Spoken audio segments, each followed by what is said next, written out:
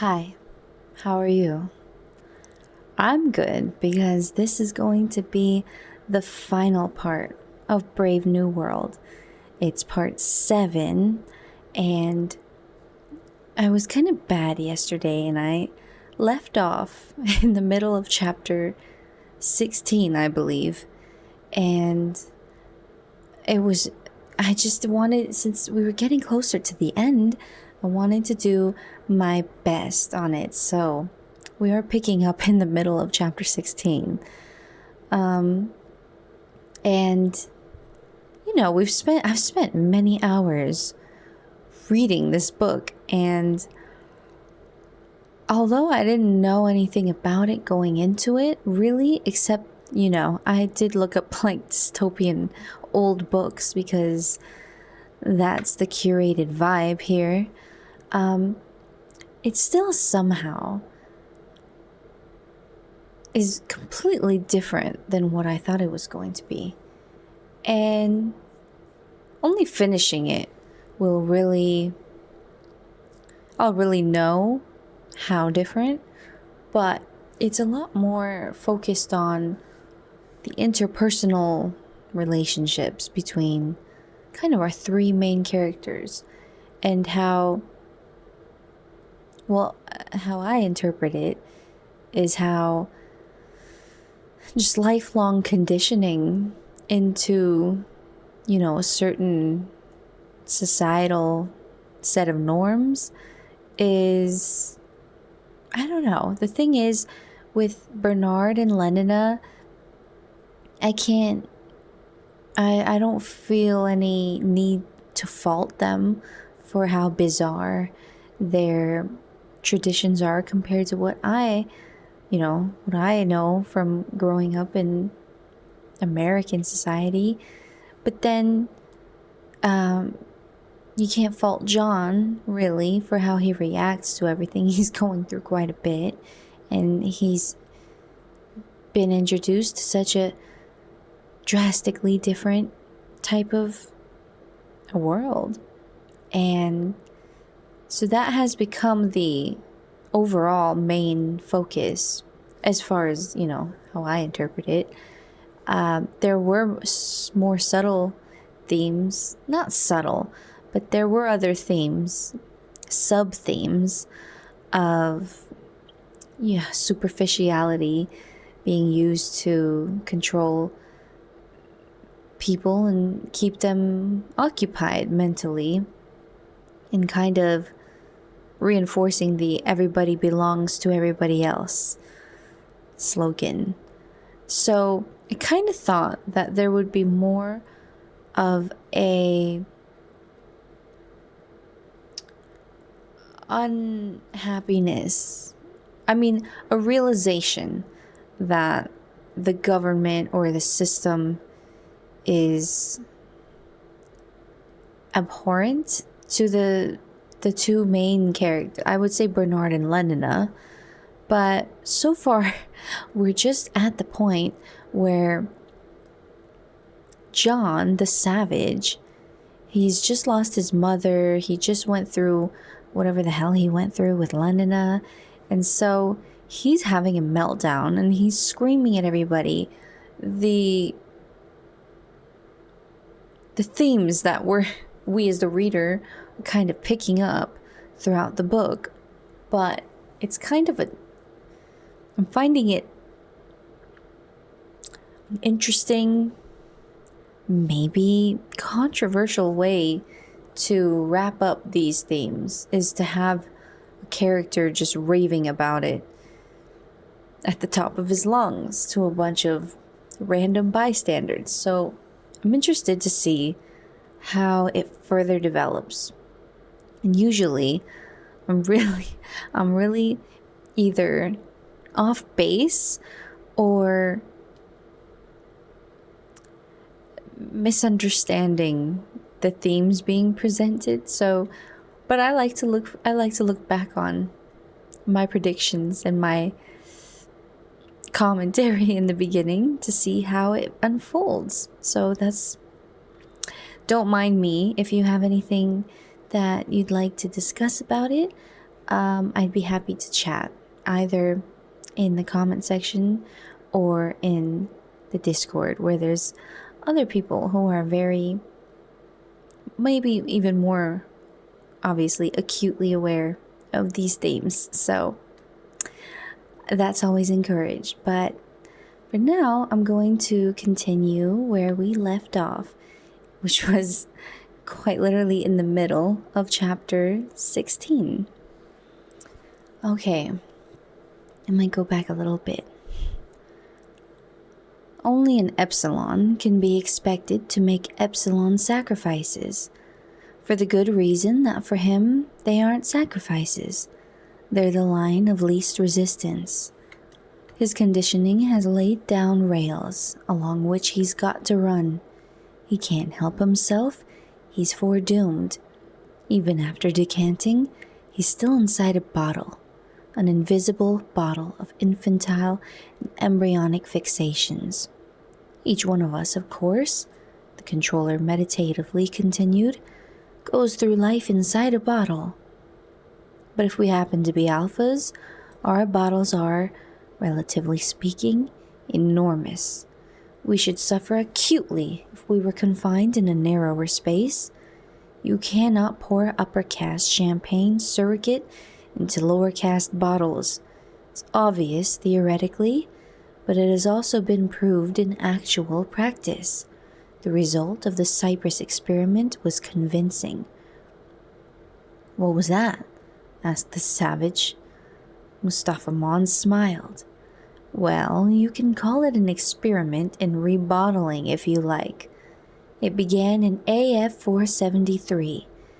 The controllers had the island of Cyprus cleared of all its existing inhabitants and recolonized with a specially prepared batch of 22,000 alphas. All agricultural and industrial equipment was handed over to them, and they were left to manage their own affairs. The result exactly fulfilled all the theoretical predictions. The land wasn't properly worked, there were strikes in all the factories, the laws were set at naught, orders disobeyed, all the people detailed for a spell of low-grade work were perpetually intriguing for high-grade jobs, and all the people with high-grade jobs were counter-intriguing at all costs to stay where they were. Within 6 years, they were having a first-class civil war. When 19 out of the 22,000 had been killed, the survivors unanimously petitioned the world controllers to resume the government of the island, which they did, and that was the end of the only society of alphas that the world has ever seen. The savage sighed, profoundly. The optimum population, Mustafa Mon said, is modeled on the iceberg, 8/9 below the waterline, 1/9 above. And they're happy below the waterline? Happier than above it. Happier than your friends here, for example, he pointed. In spite of that awful work. Awful? They don't find it so. On the contrary, they quite like it. It's light, it's childishly simple, no strain on the mind or the muscles. 7.5 hours of mild, unexhausting labor, and then the soma ration and games and unrestricted copulation and the feelies. What more can they ask for? True, he added, they might ask for shorter hours. And of course, we could give them shorter hours. Technically, it would be perfectly simple to reduce all lower caste working hours to 3 or 4 a day. But would they be any happier for that? No, they wouldn't. The experiment was tried more than a century and a half ago. The whole of Ireland was put on the 2 to the 4-hour day. What was the result? Unrest and a large increase in the consumption of soma. That was all.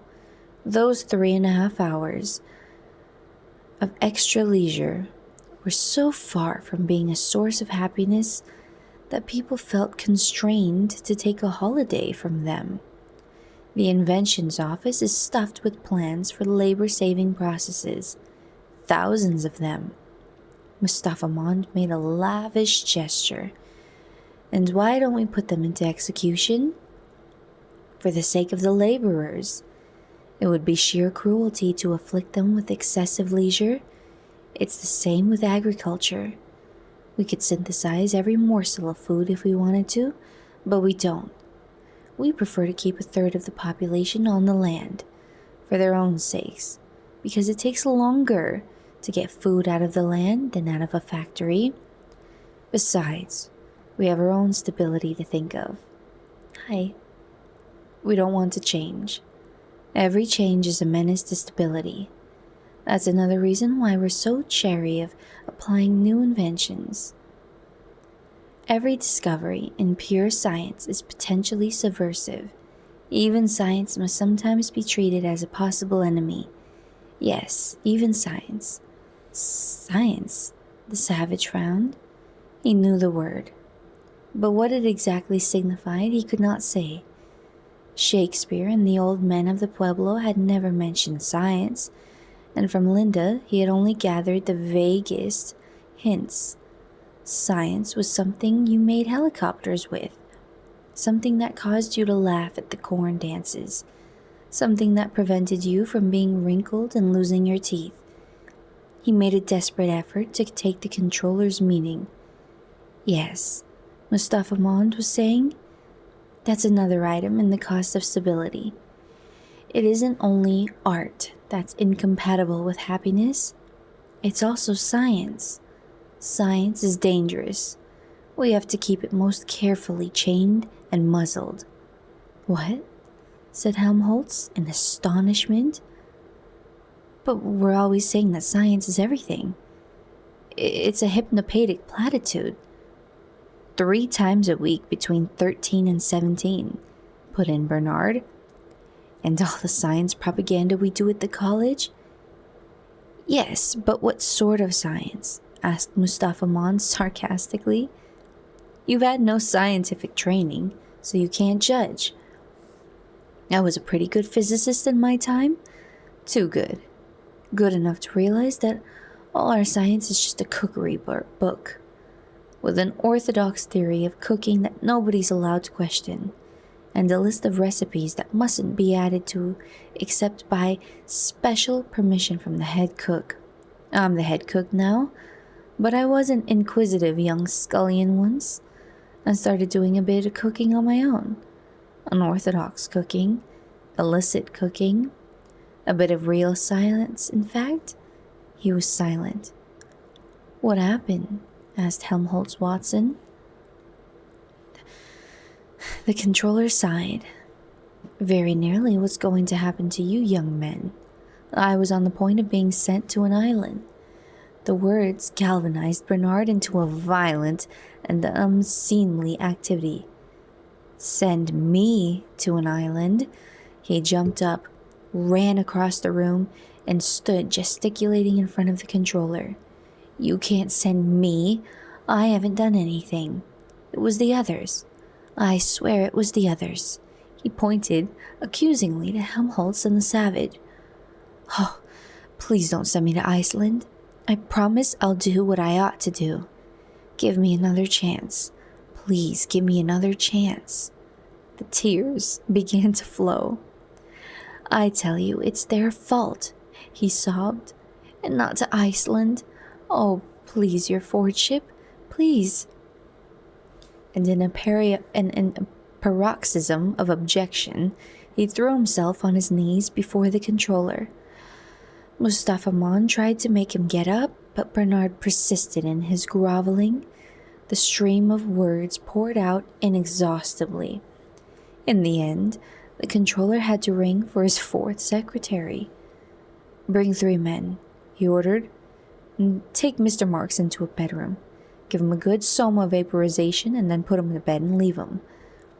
The 4th secretary went out and returned with 3 green uniformed twin footmen. Still shouting and sobbing, Bernard was carried out. One would think he was going to have his throat cut, said the controller as the door closed. Whereas, if he had the smallest sense, he'd understand that his punishment is really a reward. He's being sent to an island. That's to say, he's being sent to a place where he'll meet the most interesting set of men and women to be found anywhere in the world. All the people who, for one reason or another, have got too self-consciously individual to fit into community life. All the people who aren't satisfied with orthodoxy, who've got independent ideas of their own. Everyone, in a word, who's anyone. I almost envy you, Mr. Watson. Helmholtz laughed. Then why aren't you on an island yourself? Because, finally, I preferred this, the controller answered. I was given the choice. To be sent to an island where I could have got on with my pure science, or to be taken on to the controller's council with the prospect of succeeding in due course to an actual controllership. I chose this and let the science go. After a little silence, sometimes, he added, I rather regret the science. Happiness is a hard master, particularly other people's happiness. A much harder master if one isn't conditioned to accept it unquestioningly than truth. He sighed, fell silent again, then continued in a brisker tone. Well, duty's duty. One can't consult one's own preferences. I'm interested in truth. I like science. But truth's a menace. Science is a public danger, as dangerous as it's been beneficent. It has given us the stablest equilibrium in history. China's was hopelessly insecure by comparison. Even the primitive matriarchies weren't steadier than we are. Thanks, I repeat, to science. But we can't allow science to undo its own good work. That's why we so carefully limit the scope of its researches. That's why I almost got sent to an island. We don't allow it to deal with any but the most immediate problems of the moment. All other inquiries are most sedulously discouraged. It's curious, he went on after a little pause, to read what people in the time of our Ford used to write about scientific progress. They seem to have imagined that it could be allowed to go on indefinitely, regardless of everything else.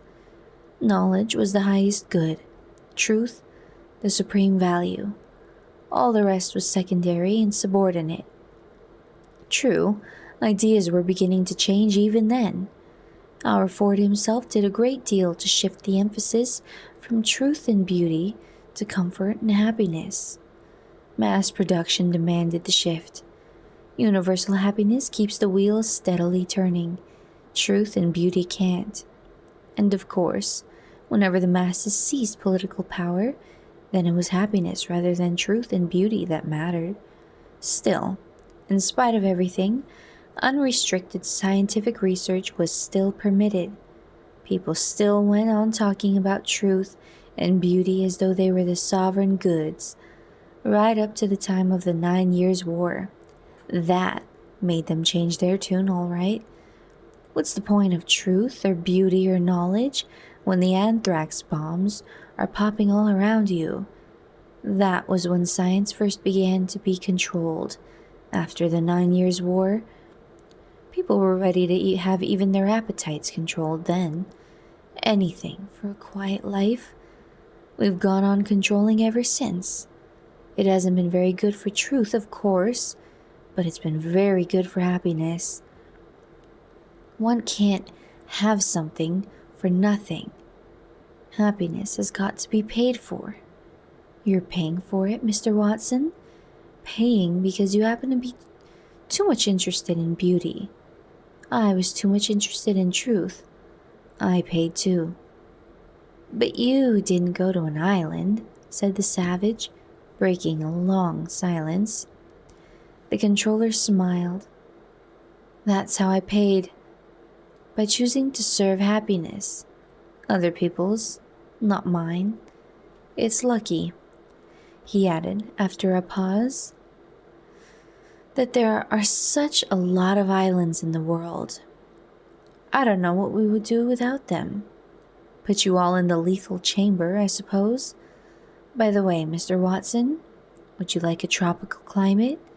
The Marquesas, for example, or Samoa, or something rather more bracing?" Helmholtz rose from his pneumatic chair. "I should like a thoroughly bad climate," he answered. "I believe one would write better if the climate were bad, if there were a lot of wind and storms, for example." The controller nodded his approbation. "I like your spirit, Mr. Watson. I like it very much indeed. As much as I officially disapprove of it." He smiled. "What about the Falkland Islands?" "Yes, I think that'll do," Helmholtz answered. "And now, if you don't mind, I'll go and see how poor Bernard's getting on."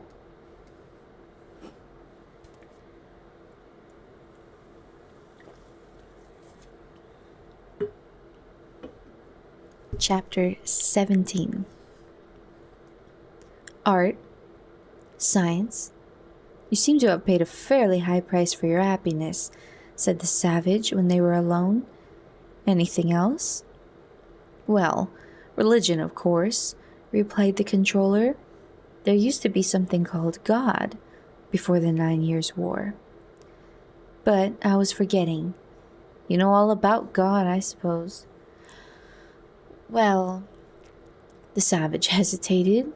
He would have liked to say something about solitude, about night, about the mesa lying pale under the moon, about the precipice, the plunge into shadowy darkness, about death.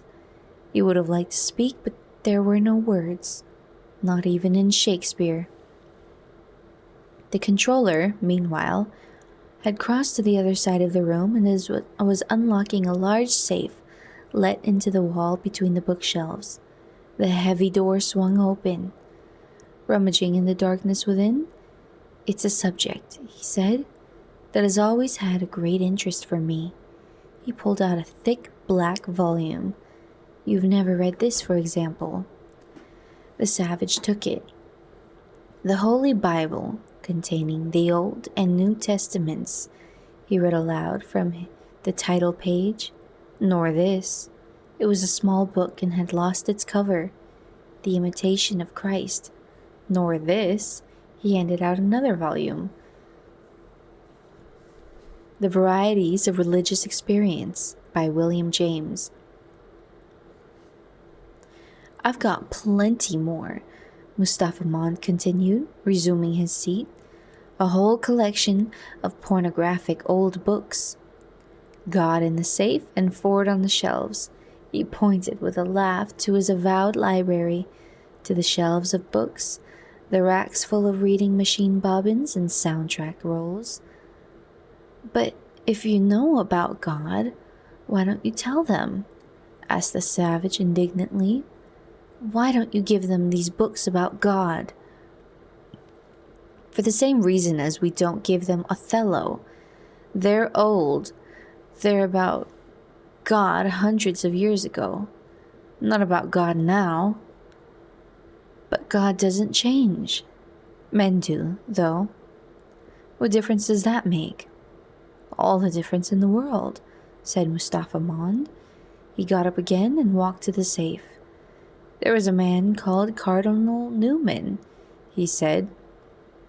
"A cardinal," he exclaimed parenthetically, "was a kind of arch-community songster. I, Pandulph, of fair Milan Cardinal. I've read about them in Shakespeare." "Of course you have. Well, as I was saying, there was a man called Cardinal Newman. Ah, here's the book." He pulled it out. "And while I'm about it, I'll take this one too. It's by a man called Maine de Biran. He was a philosopher, if you know what that was. A man who dreams of fewer things than there are in heavens and earth," said the savage promptly. "Quite so. I'll read you one of the things he did dream of in a moment. Meanwhile, listen to what this old arch community songster said. He opened the book at the place marked by a slip of paper and began to read. We are not our own any more than what we possess is our own. We did not make ourselves. We cannot be supreme over ourselves. We are not our own masters. We are God's property. Is it not our happiness thus to view the matter? Is it any happiness or any comfort to consider that we are our own? It may be thought so by the young and prosperous. These may think it a great thing to have everything, as they suppose, their own way, to depend on no one, to have to think of nothing out of sight, to be without the irksomeness of continual acknowledgement, continual prayer, continual reference of what they do to the will of another. But as time goes on, they, as all men, will find that independence was not made for man, that it is an unnatural state, will do for a while, but will not carry us on safely to the end. Mustafa Mon paused, put down the first book, and picking up the other, turned over the pages. Take this for example, he said, and in his deep voice once more began to read. A man grows old. He feels in himself that radical sense of weakness, of listlessness, of discomfort, which accompanies the advance of age, and, feeling thus, imagines himself merely sick, lulling his fears with the notion that this distressing condition is due to some particular cause from which, as from an illness, he hopes to recover. Vain imaginings! That sickness is old age, and horrible disease it is. They say that it is the fear of death and of what comes after death that makes men turn to religion as they advance in years. But my own experience has given me the conviction that, quite apart from any such terrors or imaginings, the religious sentiment tends to develop as we grow older. To develop because, as the passions grow calm, as the fancy and sensibilities are less excited and less excitable, our reason becomes less troubled in its working, less obscured by the images, desires, and distractions in which it used to be absorbed, whereupon God emerges as from behind a cloud. Our soul feels, sees, turns towards the source of all light, turns naturally and inevitably. For now that all that gave to the world of sensations its life and charm has begun to leak away from us, now that phenomenal existence is no more bolstered up by impressions from within or from without, we feel the need to lean on something that abides, something that will never play us false, a reality, and absolute and everlasting truth. Yes, we inevitably turn to God, for this religious sentiment is of its nature so pure, so delightful to the soul that experiences it, that it makes up for all our other losses. Mustafa Mon shut the book and leaned back in his chair. One of the numerous things in heaven and earth that these philosophers didn't dream about was this. He waved his hand. Us, the modern world. You can only be independent of God while you've got youth and prosperity. Independence won't take you safely to the end. Well, we've now got youth and prosperity right up to the end. What follows? Evidently, that we can be independent of God. The religious sentiment will compensate us for all our losses, but there aren't any losses for us to compensate. Religious sentiment is superfluous. And why should we go hunting for a substitute for youthful desires when youthful desires never fail? A substitute for distractions when we go on enjoying all the old fooleries to the very last. What need have we of repose when our minds and bodies continue to delight in activity, of consolation when we have soma, of something immovable when there is the social order? Then you think there is no God? No, I think there quite probably is one. Then why? Mustafa Mon checked him. But he manifests himself in different ways to different men. In pre-modern times, he manifested himself as the being that's described in these books. Now, how does he manifest himself now? Asked the savage. Well, he manifests himself as an absence, as though he weren't there at all. That's your fault. Call it the fault of civilization. God is incompatible with machinery and scientific medicine and universal happiness.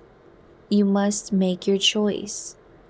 Our civilization has chosen machinery and medicine and happiness. That's why I have to keep these books locked up in the safe. They're smut. People would be shocked if... The savage interrupted him. But isn't it natural to feel there's a God? You might as well ask if it's natural to do up one's trousers with zippers, said the controller sarcastically. You remind me of another one of those old fellows called Bradley. He defined philosophy as the finding a bad reason for what one believes by instinct. As if one believed anything by instinct. One believes things because one has been conditioned to believe them. Finding bad reasons for what one believes for the other bad reasons, that's philosophy. People believe in God because they've been conditioned to believe in God. But all the same, insisted the savage, it is natural to believe in God when you're alone, quite alone, in the night, thinking about death. But people are never alone now, said Mustafa Mon. We make them hate solitude, and we arrange their lives so that it's almost impossible for them ever to have it. The savage nodded gloomily. In Malpais he had suffered because they had shut him out from the communal activities of the pueblo. In civilized London he was suffering because he could never escape from those communal activities, never be quietly alone. Do you remember that bit in King Lear? Said the savage at last. The gods are just, and of our pleasant vices make instruments to plague us. The dark and vicious place where thee he got cost him his eyes. And Edmund answers, you remember he's wounded, he's dying. Thou hast spoken right, 'tis true. The wheel has come full circle. I am here. What about that now? Doesn't there seem to be a God managing things, punishing, rewarding? Well, does there? Questioned the controller in his turn. You can indulge in any number of pleasant vices with the free martin and run no risks of having your eyes put out by your son's mistress. The wheel has come full circle. I am here. But where would Edmund be nowadays? Sitting in a pneumatic chair with his arm around a girl's waist, sucking away at his sex hormone chewing gum and looking at the feelies. The gods are just, no doubt, but their code of law is dictated, in the last resort, by the people who organize society. Providence takes its cues from men. Are you sure? Asked the savage. Are you quite sure that the Edmund in that pneumatic chair hasn't been just as heavily punished as the Edmund who's wounded and bleeding to death? The gods are just. Haven't they used his pleasant vices as an instrument to degrade him? Degrade him from what position? As a happy, hard-working, goods-consuming citizen, he's perfect. Of course, if you choose some other standard other than ours, then perhaps you might say he was degraded. But you've got to stick to one set of postulates. You can't play electromagnetic golf according to the rules of centrifugal bumblepuppy. But value dwells not in particular will, said the savage. It holds its estimate and dignity as well wherein 'tis precious of itself in the prizer. Come, protested Mustafa Mon. That's going rather far, isn't it? if you allowed yourselves to think of God, you wouldn't allow yourselves to be degraded by pleasant vices. You'd have a reason for bearing things patiently, for doing things with courage. I've seen it with the Indians." "I'm sure you have," said Mustafa Mon. "But then, we aren't Indians.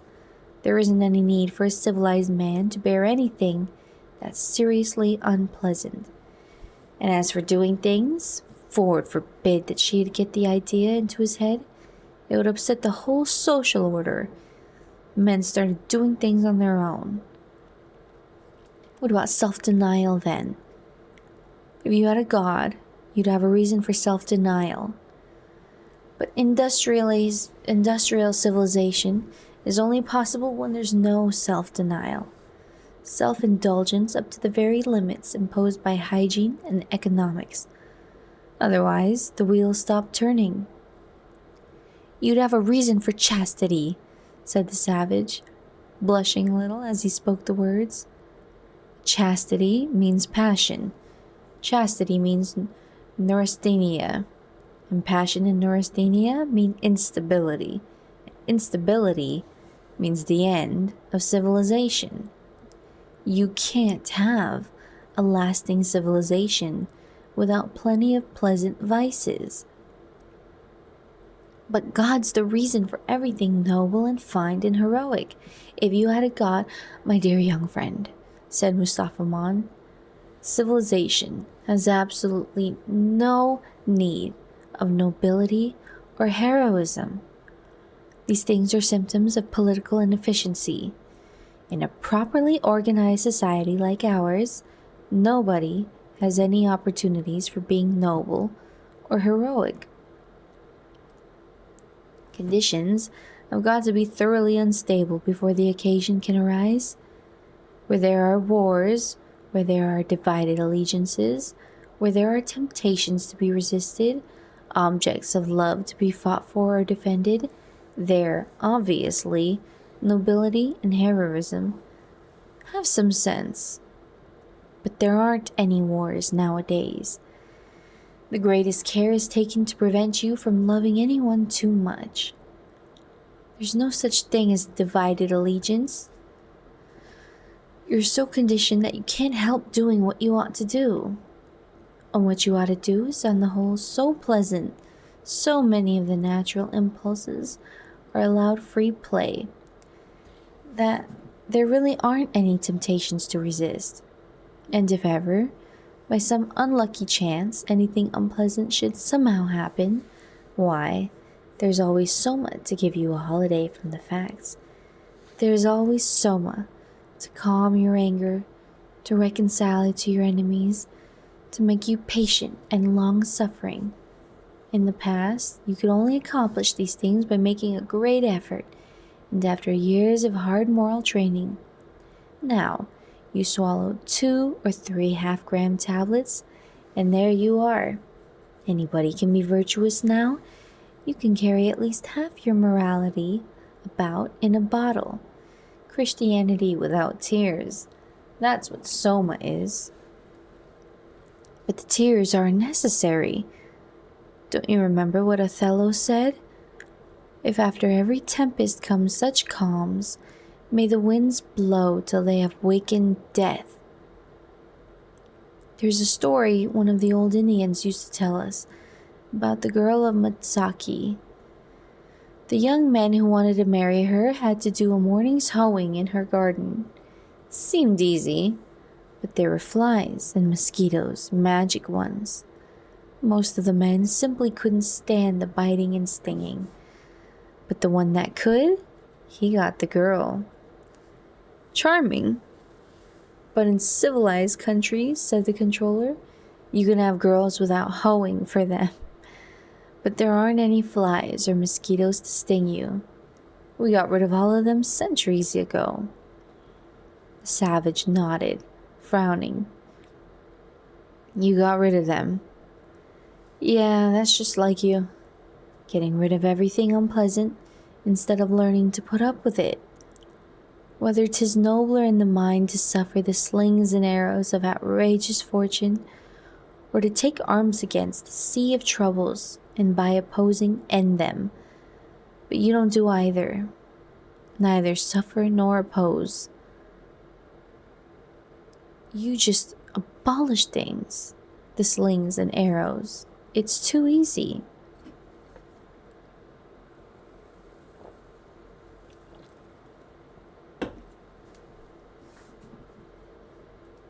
He was suddenly silent, thinking of his mother. In her room, on the 37th floor, Linda had floated in a sea of singing lights and perfumed caresses.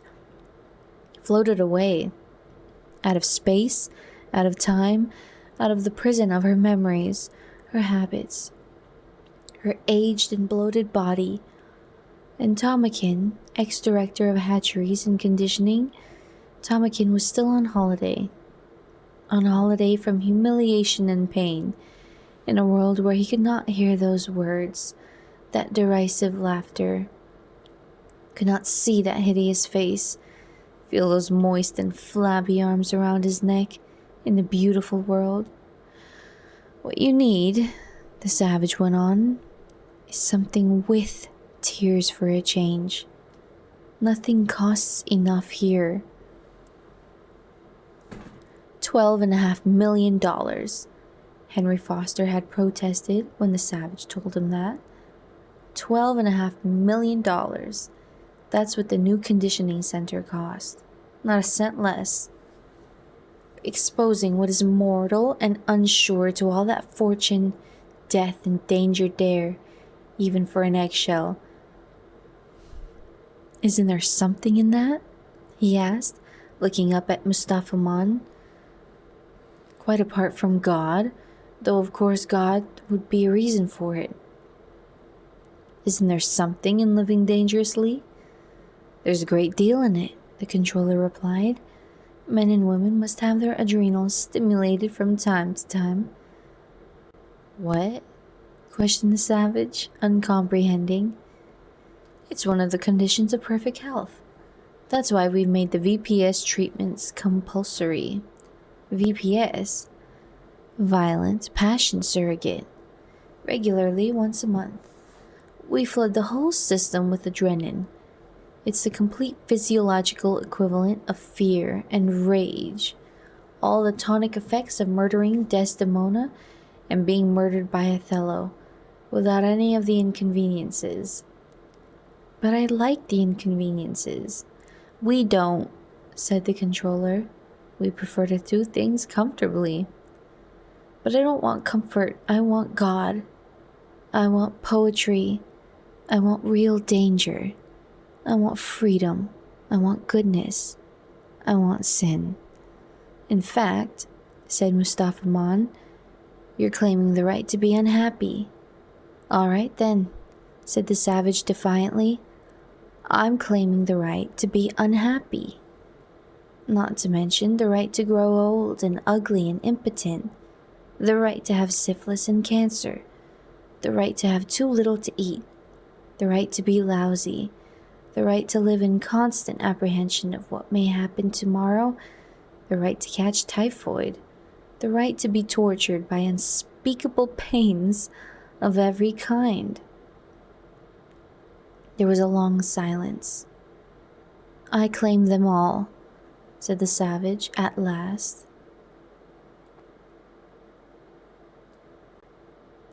Mustafa Mond shrugged his shoulders. You're welcome, he said. Chapter 18. The door was ajar. They entered. John! From the bathroom came an unpleasant and characteristic sound.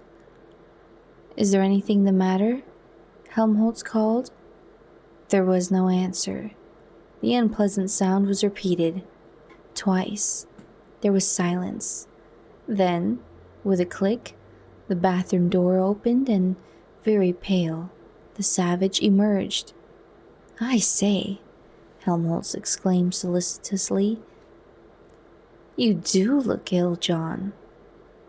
Did you eat something that didn't agree with you? Asked Bernard. The savage nodded. I hate civilization. What? It poisoned me. I was defiled. And then, he added in a lower tone, I ate my own wickedness. Yes, but what exactly? I mean, just now you were. Now I am purified, said the savage. I drank some mustard and warm water. The others stared at him in astonishment. Do you mean to say that you were doing it on purpose? Asked Bernard. That's how the Indians always purify themselves. He sat down and, sighing, passed his hand across his forehead. I shall rest for a few minutes, he said. I'm rather tired. Well, I'm not surprised, said Helmholtz, after a silence. We've come to say goodbye, he went on in another tone. We're off tomorrow morning. Yes, we're off tomorrow, said Bernard, on whose face the savage remarked a new expression of determined resignation. And by the way, John, he continued, leaning forward in his chair and laying a hand on the savage's knee, I want to say how sorry I am about everything that happened yesterday. He blushed. How ashamed. He went on, in spite the unsteadiness of his voice. How really... The savage cut him short and, taking his hand, affectionately pressed it. Helmholtz was wonderful to me, Bernard resumed after a little pause. If it hadn't been for him, I should... Now, Helmholtz protested. There was a silence. In spite of their sadness, because of it even, for their sadness was a symptom of their love for one another, the three young men were happy. I went to see the controller this morning, said the savage at last. What for? To ask if I mightn't go to the islands with you. And what did he say? Said Helmholtz eagerly. The savage shook his head. He wouldn't let me. Why not? He said he wanted to go on with the experiment. But I'm damned. The savage added with sudden fury, I'm damned if I'll go on being experimented with. Not for all the controllers in the world. I shall go away tomorrow too. But where? The others asked in unison. The savage shrugged his shoulders. Anywhere. I don't care, so long as I can be alone. From Guildford, the down line followed the Wey Valley to Godalming, then over Milford and Whitley, proceeded to Haslemere, and on through Petersfield towards Portsmouth. Roughly parallel to it, the up line passed over Worplesdon, Tongham, Puttenham, Elstead, and Greyshaw. Between the Hog's Back and Hindhead, there were points where the two lines were not more than 6 or 7 kilometers apart. The distance was too small for careless flyers, particularly at night, and when they had taken half a gram too much. There had been accidents, serious ones. It had been decided to deflect the up line a few kilometers to the west. Between Greyshot and Tongham, 4 abandoned air lighthouses marked the course of the old Portsmouth to London road. The skies above them were silent and deserted. It was over Selborne, Borden, and Farnham that the helicopters now ceaselessly hummed and roared. The savage had chosen as his hermitage the old lighthouse which stood on the crest of the hill between Putnam and Elstead. The building was of ferro concrete and in excellent condition, almost too comfortable, the savage had thought when he had first explored the place, almost too civilizedly luxurious. He pacified his conscience by promising himself a compensatingly harder self-discipline, purifications the more complete and thorough. His first night in the Hermitage was, deliberately, a sleepless one. He spent the hours on his knees praying, now to that heaven from which the guilty Claudius had begged forgiveness, now in Zuni to Awonawilona, now to Jesus and Pukong, now to his own guardian animal, the eagle.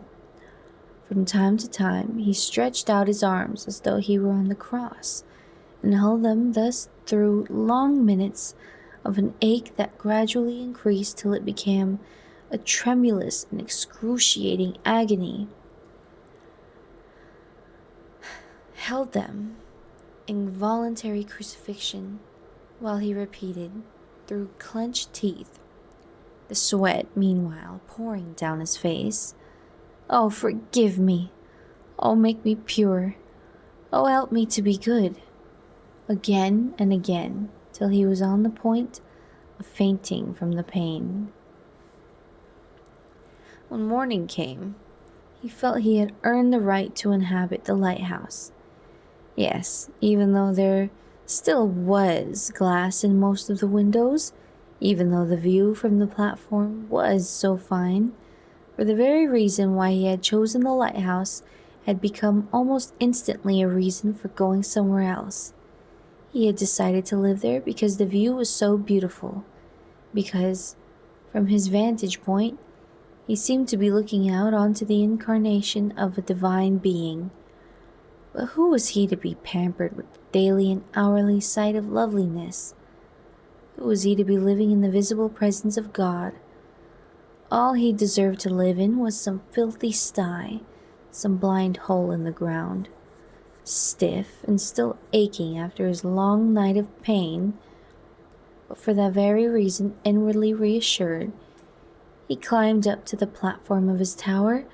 He looked out over the bright sunrise world which he had regained the right to inhabit. On the north, the view was bounded by the long chalk ridge of the Hog's Back, from behind whose eastern extremity rose the towers of the 7 skyscrapers which constituted Guildford. Seeing them, the savage made a grimace, but he was to become reconciled to them in course of time, for at night they twinkled gaily with the geometrical constellations, or else, floodlighted, pointed their luminous fingers, with a gesture whose significance nobody in England but the savage now understood, solemnly towards the plumbless mysteries of heaven. In the valley which separated the Hog's Back from the sandy hill on which the lighthouse stood, Putnam was a modest little village 9 stories high, with silos, a poultry farm, and a small vitamin D factory. On the other side of the lighthouse, towards the south, the ground fell away in long slopes of heather to a chain of ponds. Beyond them, above the intervening woods, rose the 14-story tower of Elstead. Dim in the hazy English air, Hindhead and Selborne invited the eye to a blue romantic distance. But it was not alone the distance that had attracted the savage to his lighthouse. The near was as seductive as the far. The woods, the open stretches of heather and yellow gorse, the clumps of Scotch firs, the shining ponds with their overhanging birch trees, their water lilies, their beds of rushes. These were beautiful, and, to an eye accustomed to the aridities of the American desert, astonishing. And then the solitude. Whole days passed during which he never saw a human being. The lighthouse was only a quarter of an hour's flight from the Charrington Tower, but the hills of Malpay were hardly more deserted than the Surrey Heath. The crowds that daily left London left it only to play electromagnetic golf or tennis. Putnam possessed no links. The nearest Ryman surfaces were at Guildford. Flowers and the landscape were the only attractions here, and so, as there was no good reason for coming, nobody came. During the first days the savage lived alone and undisturbed. Of the money which, on his first arrival, John had received for his personal expenses, most had been spent on his equipment. Before leaving London, he had bought 4 viscose woolen blankets, rope and string, nails, glue, a few tools, matches, though he intended in due course to make a fire drill, some pots and pans, 24 packets of seeds, and 10 kilograms of wheat flour. No, not synthetic starch and cotton waste flour substitute, he had insisted, even though it is more nourishing. But when it came to pan-glandular biscuits and vitaminized beef surrogate, he had not been able to resist the shopman's persuasion. Looking at the tins now, he bitterly reproached himself for his weakness. Loathsome, civilized stuff. He had made up his mind that he would never eat it, even if he were starving. That'll teach him, he thought vindictively. It would also teach him. He counted his money. The little that remained would be enough, he hoped, to tide him over the winter. By next spring, his garden would be producing enough to make him independent of the outside world. Meanwhile, there would always be game. He had seen plenty of rabbits, and there were waterfowl on the ponds. He set to work to make them a bow and arrows. There were ash trees near the lighthouse, and for arrow shafts, a whole corpse full of beautifully straight hazel saplings. He began by felling a young ash, cut out 6 feet of unbranched stem, stripped off the bark, and, paring by paring, shaved away the white wood, as old Mitsuma had taught him, until he had a stave of his own height, stiff at the thickened center, lively and quick at the slender tips. The work gave him an intense pleasure. After those weeks of idleness in London, with nothing to do, whenever he wanted anything but to press a switch for turn a handle, it was pure delight to be doing something that demanded skill and patience. He had almost finished whittling the stave into a shape when he realized with a start that he was singing. Singing! It was as though, stumbling upon himself from the outside, he had suddenly caught himself out, taken himself fragrantly at fault. Guiltily he blushed. After all, it was not to sing and enjoy himself that he had come here. It was to escape further contamination by the filth of civilized life. It was to be purified and made good. It was actively to make amends. He realized to his dismay that, absorbed in the whittling of his bow, he had forgotten what he had sworn to himself that he would constantly remember. Poor Linda, and his own murderous unkindness to her, and those loathsome twins, swarming like lice across the mystery of her death, insulting with their presence not merely his own grief and repentance, but the very gods themselves. He had sworn to remember. He had sworn unceasingly to make amends. And here was he, sitting happily over his bow stave, singing, actually singing. He went indoors, opened the box of mustard, and put some water to boil on the fire. Half an hour later, 3 Delta Minus land workers from one of the Putnam-Bolkanovsky groups happened to be driving to Elstead and, at the top of the hill, were astonished to see a young man standing outside the abandoned lighthouse, stripped to the waist and hitting himself with a whip of knotted cords. His back was horizontally streaked with crimson, and from wheel to wheel ran thin trickles of blood. The driver of the lorry pulled up at the side of the road and, with his 2 companions, stared open-mouthed at the extraordinary spectacle. 1, 2, 3. They counted the strokes. After the 8th, the young man interrupted his self-punishment to run the wood's edge, and there be violently sick.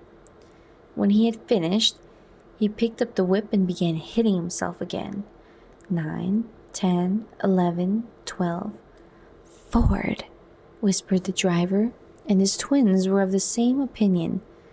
40, they said. 3 days later, like turkey buzzards settling on a corpse, the reporters came, dried, and hardened over a slow fire of green wood. The bow was ready. The savage was busy on his arrows. 30 hazel sticks had been whittled and dried, tipped with sharp nails, carefully nocked. He had made a raid one night on the Putnam poultry farm and now had feathers enough to equip a whole armory. It was at work upon the feathering of his shafts that the first of the reporters found him. Noiseless on his pneumatic shoes, the man came up behind him. "Good morning, Mr. Savage," he said. "I am the representative of the hourly radio."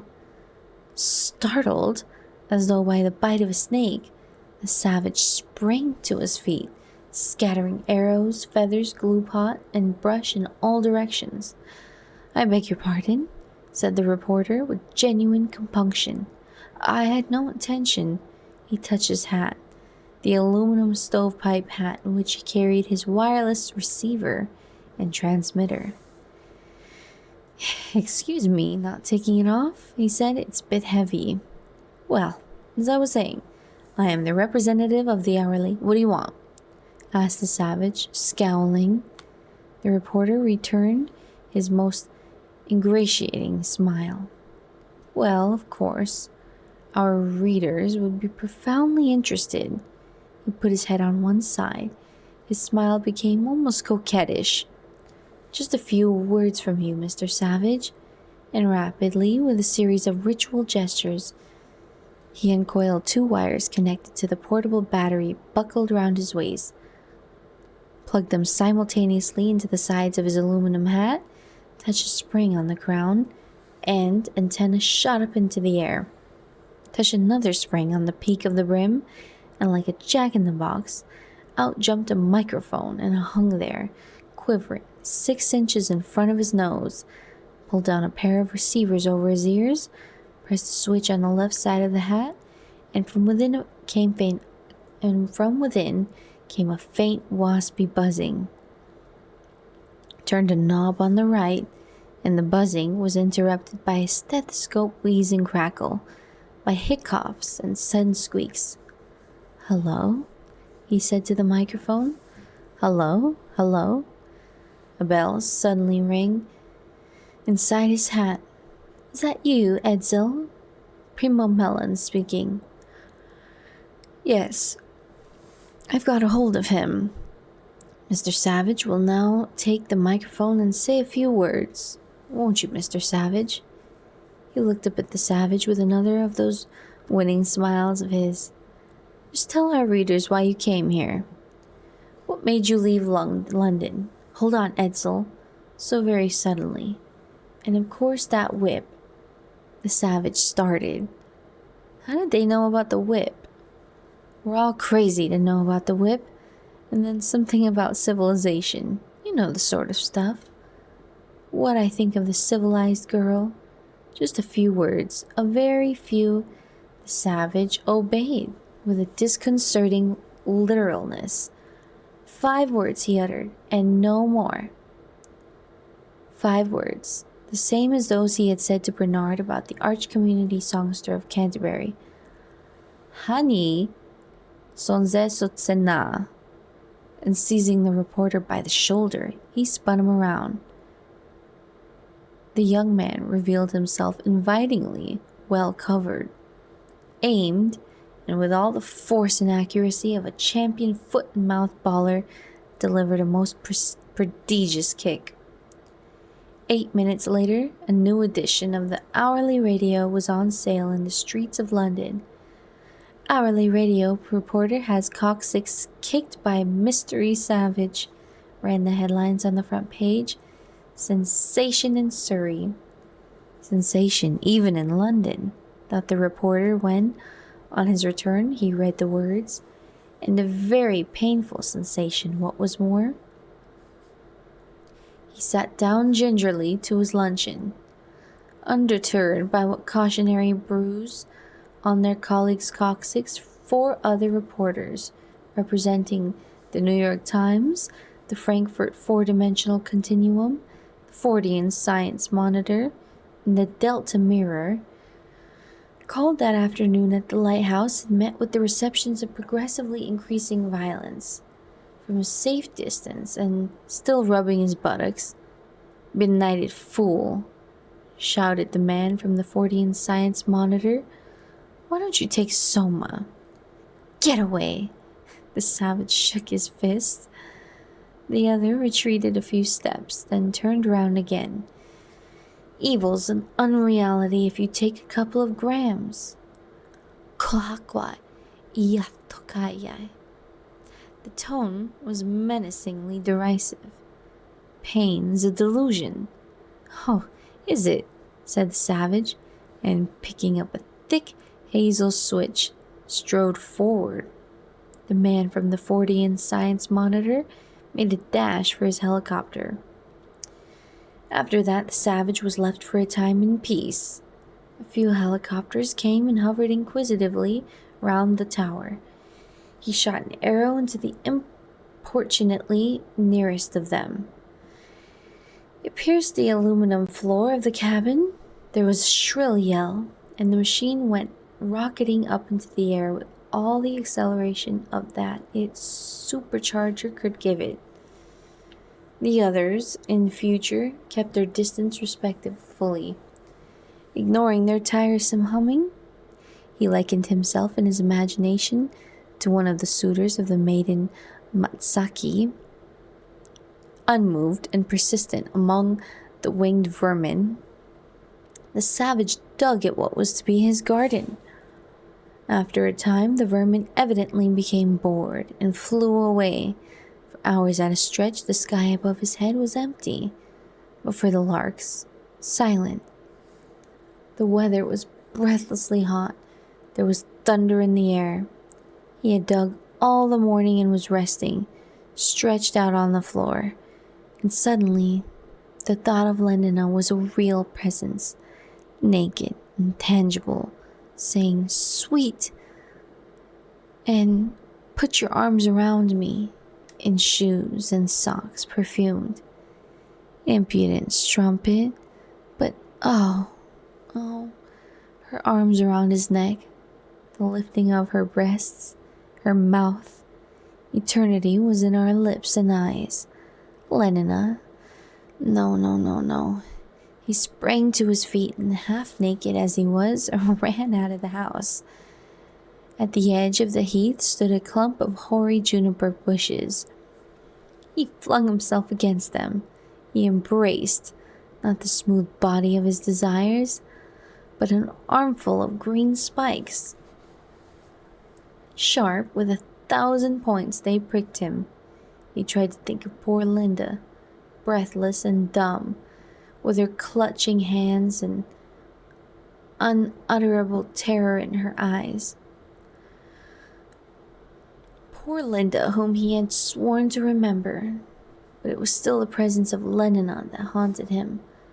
Lenina, whom he had promised to forget.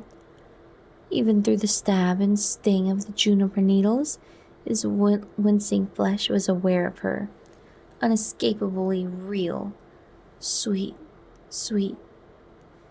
And if you wanted me to, why didn't you?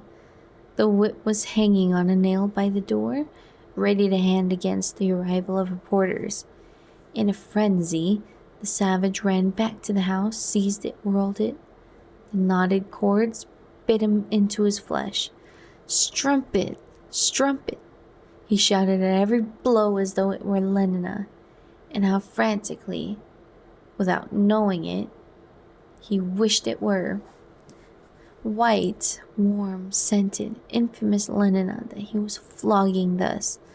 Strumpet! And then, in a voice of despair, "Oh, Linda, forgive me. Forgive me, God, I'm bad. I'm wicked. No. You strumpet. From his carefully constructed hide in the wood, 300 meters away, Darwin Bonaparte, the Feely Corporation's most expert big game photographer, had watched the whole proceedings.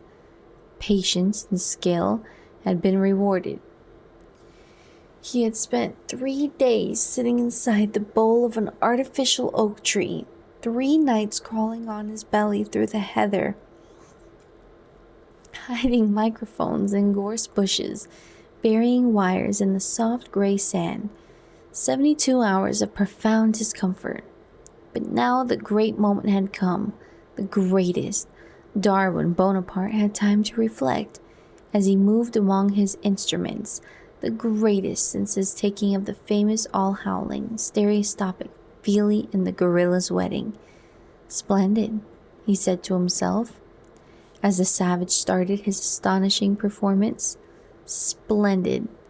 He kept his telescopic cameras carefully aimed, glued to their moving objective, clapped on a higher power to get a close-up of the frantic and distorted face. Admirable. Switched over for half a minute to show to slow motion. An exquisitely comical effect, he promised himself. Listened in, meanwhile, to the blows, the groans, the wild and raving words that were being recorded on the soundtrack at the edge of his film. Tried the effect of a little amplification. Yes, that was decidedly better. Was delighted to hear, in a momentary lull, the shrill singing of a lark.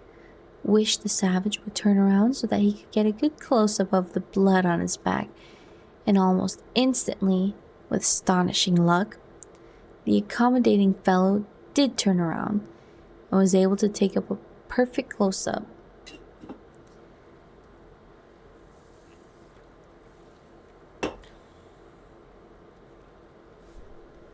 Well, that was grand, he said to himself when it was all over.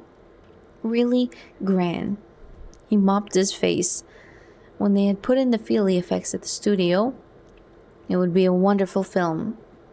Almost as good, thought Darwin Bonaparte, as the sperm whale Love Life. And that, by Ford, was saying a good deal. 12 days later, the savage Surrey had been released and could be seen, heard and felt in every first-class Feely palace in Western Europe. The effect of Darwin Bonaparte's film was immediate and enormous. On the afternoon which followed the evening of its release, John's rustic solitude was suddenly broken by the arrival overhead of a great swarm of helicopters. He was digging in his garden, digging, too, in his own mind, laboriously turning up the substance of his thought. Death. And he drove in his spade once, and again, and yet again. And all our yesterdays have lighted the fool's ways to dusty death. A convincing thunder rumbled through the words. He lifted another spadeful of earth. Why had Linda died? Why had she been allowed to become gradually less than human? And at last, he shuddered. A good kissing carrion. He planted his foot on his spade and stamped it fiercely into the tough ground. As flies to wanton boys are we to the gods. They kill us for their sport. Thunder again, words that proclaim themselves true, truer somehow than truth itself. And yet that same Gloucester had called them ever gentle gods. Besides, the best of rest is sleep, and that though oft provokes, yes, grossly fierce thy death, which is no more than sleep. Sleep, perchance to dream. His spade struck against a stone. He stooped to pick it up, for in that sleep of death, what dreams? A humming overhead had become a roar, and suddenly he was in shadow. There was something between the sun and him. He looked up, startled from his digging, from his thoughts, looked up in a dazzled bewilderment, his mind still wandering in that other world of truer than truth, still focused on the immensities of death and deity, looked up and saw, close above him, the swarm of hovering machines. Like locusts they came, hung poised, descended all around him on the heather. And from out the bellies of these giant grasshoppers stepped men in white viscose flannels, women, for the weather was hot, in acetate shantung pajamas or velveteen shorts and sleeveless, half-unzippered singlets, one couple from each. In a few minutes, there were dozens of them, standing in a wide circle around the lighthouse, staring, laughing, clicking their cameras, throwing, as to an ape, peanuts, packets of sex hormone chewing gums, pan-glandular petite beers, and every moment, for across the Hog's Back the stream of traffic now flowed unceasingly, their numbers increased. As in a nightmare, the dozens became scores, the scores hundreds. The savage had retreated towards cover, and now in the posture of an animal at bay, stood with his back to the wall from the lighthouse, staring from face to face in speechless horror, like a man out of his senses.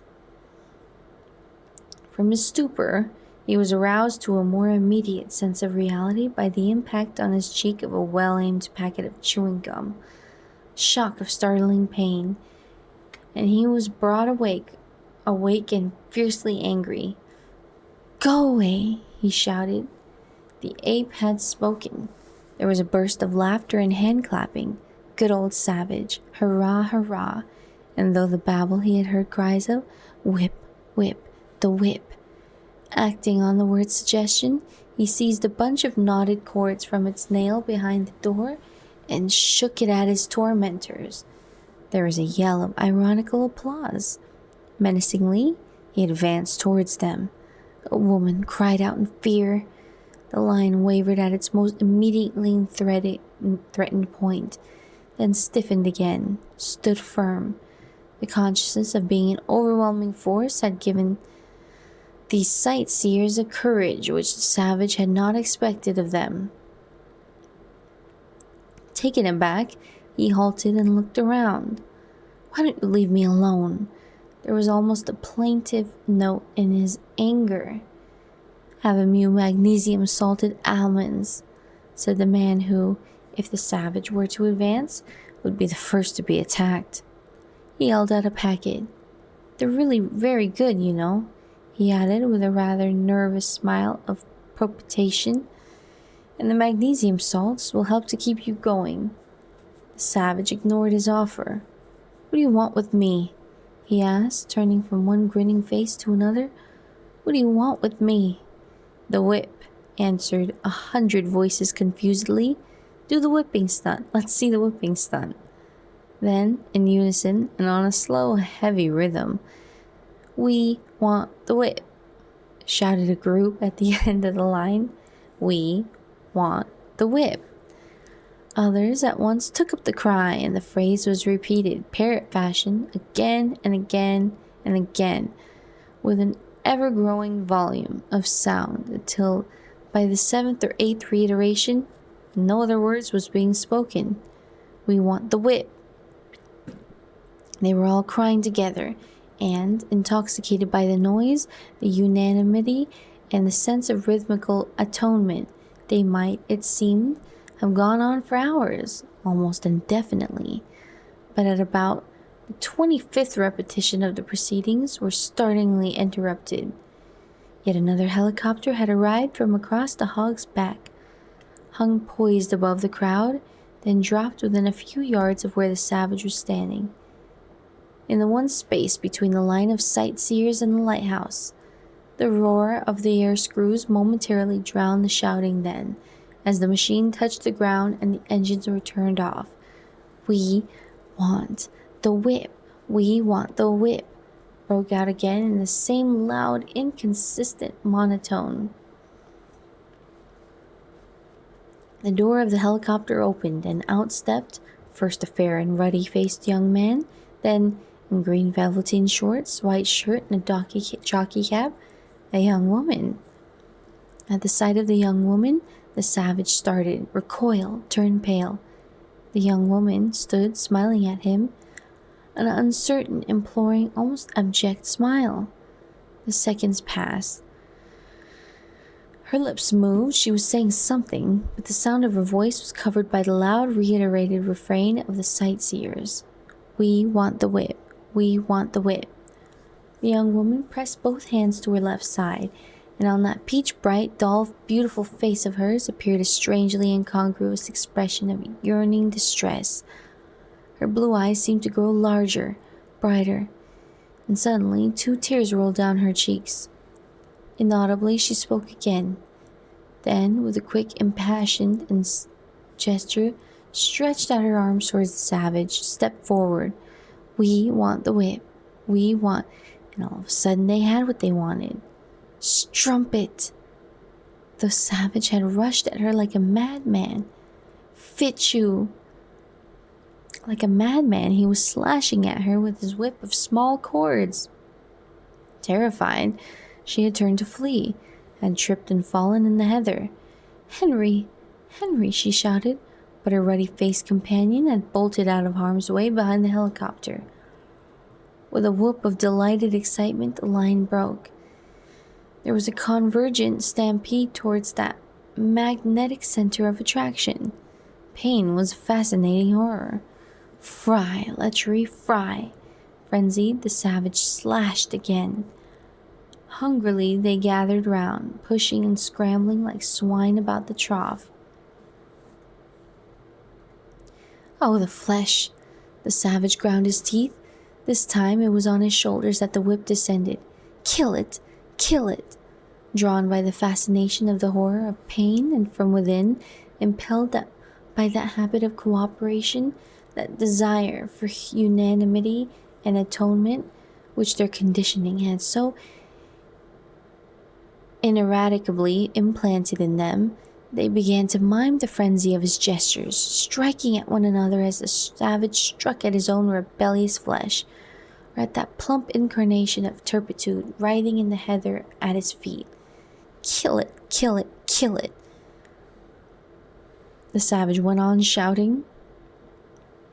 Then suddenly, somebody started singing Orgy Porgy, and in a moment they had all caught up the refrain and, singing, had begun to dance. Orgy Porgy, round and round and round, beating one another in 6/8 time. Orgy Porgy. It was after midnight when the last of the helicopters took its flight. Stupefied by soma and exhausted by a long-drawn frenzy of sensuality, the savage lay sleeping in the heather. The sun was already high when he awoke. He lay for a moment, blinking in owlish incomprehension at the light, then suddenly remembered everything. Oh my God! Oh my God! He covered his eyes with his hand. That evening, the swarm of helicopters that came buzzing across the Hog's Back was a dark cloud 10 kilometers long. The description of last night's orgy of atonement had been in all the papers. "Savage," called the first arrivals as they alighted from their machine. "Mr. Savage?" There was no answer. The door of the lighthouse was ajar. They pushed it open and walked into a shuttered twilight. Through an archway on the further side of the room, they could see the bottom of the staircase that led up to the higher floors. Just under the crown of the arch dangled a pair of feet. Mr. Savage! Slowly, very slowly, like 2 unhurried compass needles, the feet turned towards the right, north, northeast, east, southeast, south, south-southwest, then paused, and after a few seconds, turned as unhurriedly back towards the left, south, southeast, south, southeast, east.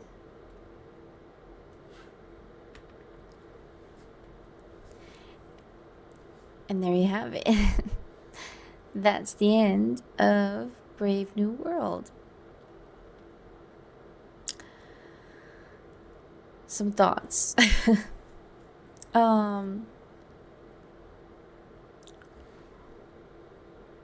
was trying to remember everything that I might want to talk about in case you want to discuss these things. I mean, I did spend many hours reading this, so I feel I've earned my opinions. Okay, going back to the conversation. between John and Mustafa Mond. Before I give my thoughts, substance-wise, I would like to make a comment that I didn't quite enjoy how the explicit discussion of the overarching themes of an individual society's choice in their, their coping mechanisms, their experiences within society, within relationships, within beliefs. It was so explicitly stated. I mean, it was stated in a conversation. It was Mustafa Mond outright stating all of the beliefs that the book presents, basically, to consider, obviously, the other set of beliefs is that of John the Savage's, which is that it's important to have these, to earn our happiness, basically. But I was kind of disappointed that all of that came about in that conversation. And maybe you might wonder, well, how else would it come about? I kind of wish it had been sprinkled in more throughout the way. And yeah, there was setup, there was John's struggles, there was Bernard's struggles. And so I guess it ended up getting summed up in a conversation. But I don't know. I hope that makes sense. I didn't want to find a criticism just for the sake of finding a criticism, but I would have enjoyed it maybe a little differently. Now, as far as the substance of what John was saying about how taking away basically all of the trials and tribulations that come with the human experience, that contrast feeling happiness and love and loss.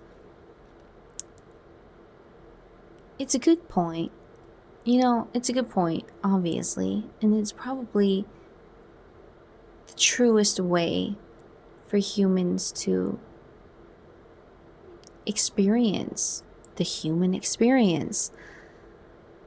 But it's just, it's so experiencing, some of that myself.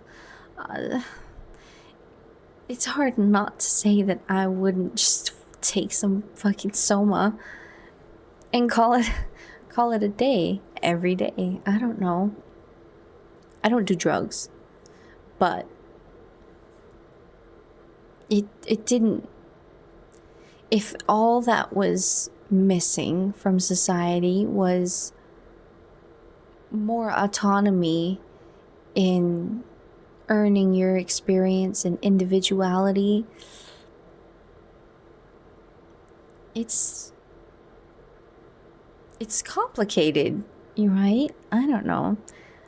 I think also part of it was I was expecting a type of government that was just, when we read these dystopian books and watch these dystopian stories, the government is always so incredibly cruel in its efforts to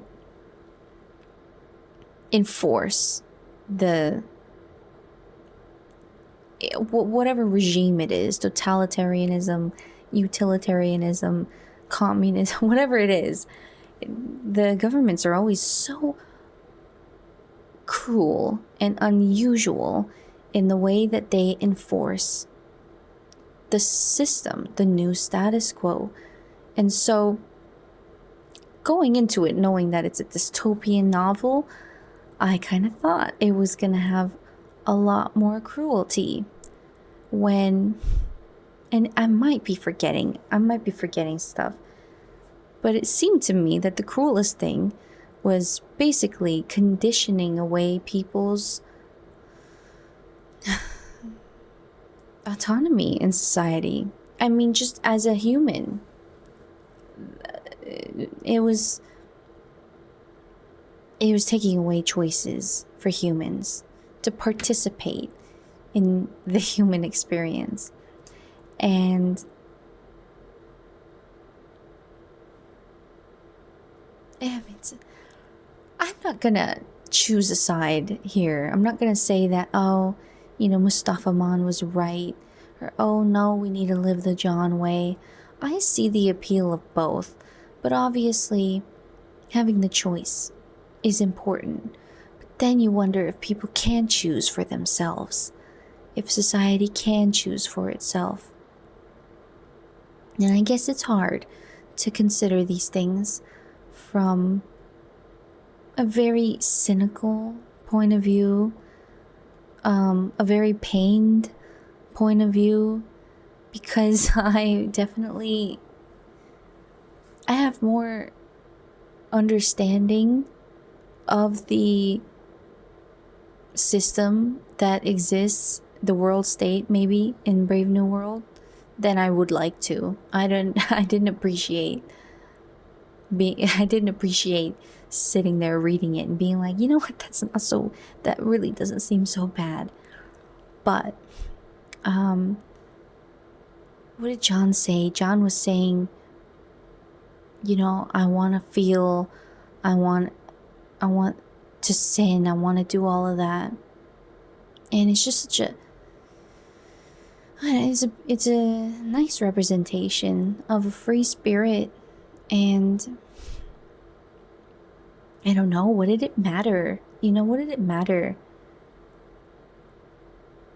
There was leniency for Bernard, Helmholtz, maybe even Linda. Maybe it was propaganda, but when Mustafa Mon said that Bernard would actually be much happier being sent where he was going to be sent, and Helmholtz agreed, that sounded fine to me. That sounded very understanding, just compared to what I was expecting from the world state government. What was it, the counselor? Oh, I forgot. So, what do you want to take away from a story like this?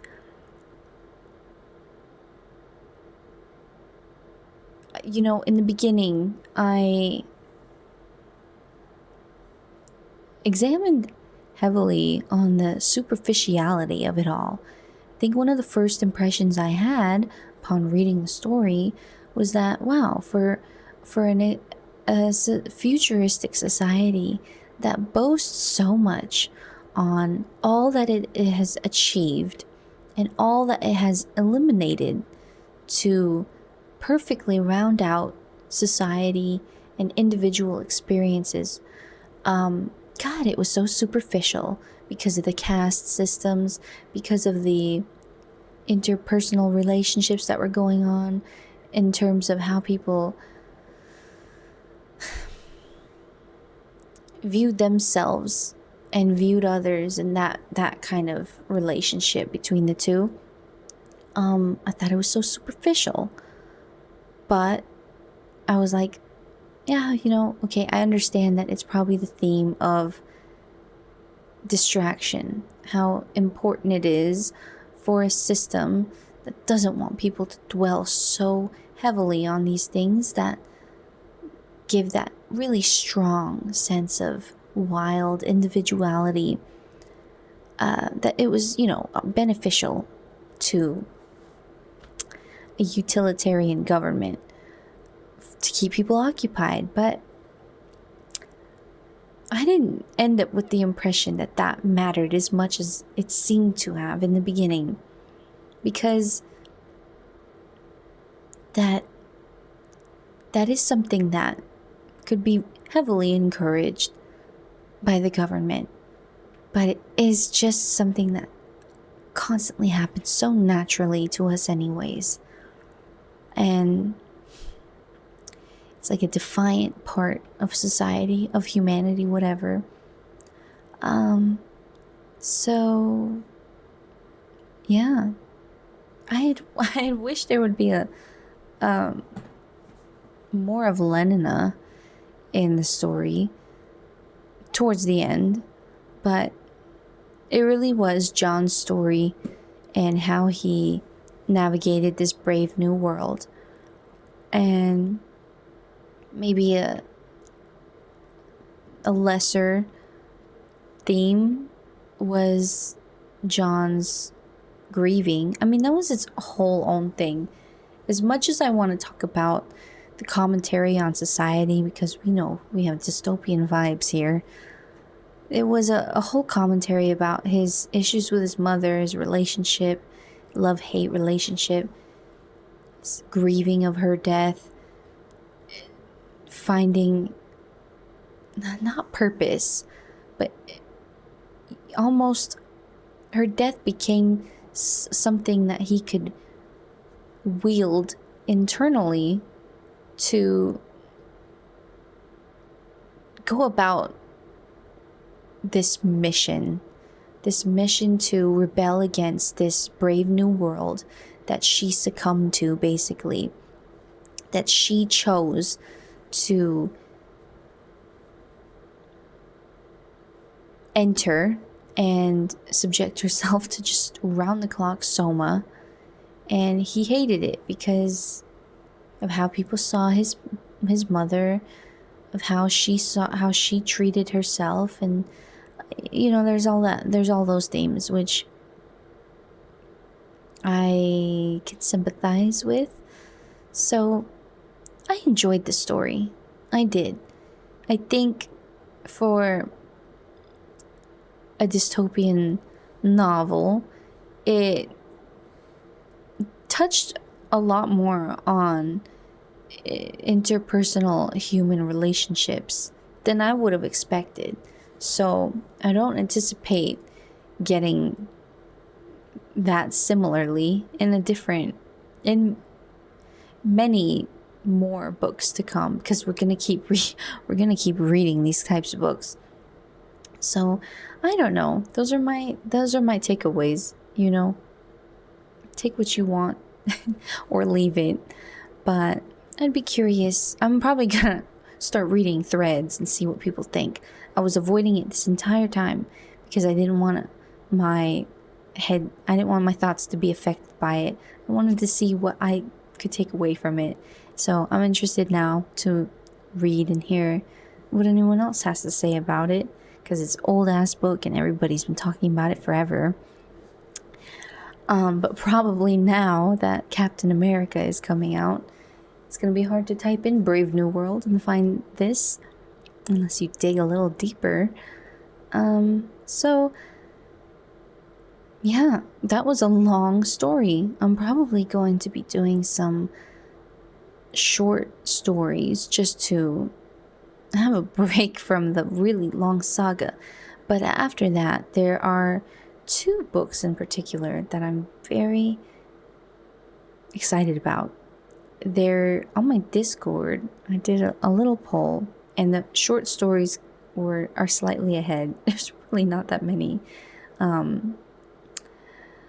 contributions to the poll, but the short stories were slightly ahead, and 1984 had a vote. So I'm gonna do the short stories, and then I might do 1984 next, or alternately. But I really am curious about reading Make Room, which I just watched the movie again. The movie, if you don't know, is Soylent Green from the 70s, and that's a really good one. I'm not sure how much the book is like it, so I don't want to be too disappointed, because the movie I think is really good. And 1984, I did read in school, but I was far younger, and it's just always going to be a good read. So those are on the agenda. For the short stories, I'm probably going to continue from the R.L. Stine 13 stories collection of suspense and mystery, and also from the Ray Bradbury collection. Oh, I forgot what it's called, but there's a lot of sci-fi commentaries, short stories. I only read the Velt from that one. So those two are probably going to contribute for the short stories for the next few streams. So I hope you're enjoying these reading. I try to make them as ASMR as possible, so hopefully you get some value either from the reading or from relaxing. And I know sometimes it starts putting me to sleep, so hopefully you've obtained some value either way. And I'm very grateful for everybody who comes to watch and hang out, comment, whatever. If you want to talk about these stories, I have Discord that has a lot of interesting contributions. So thank you again, and until next time, right? I hope you have a good rest of your day or night.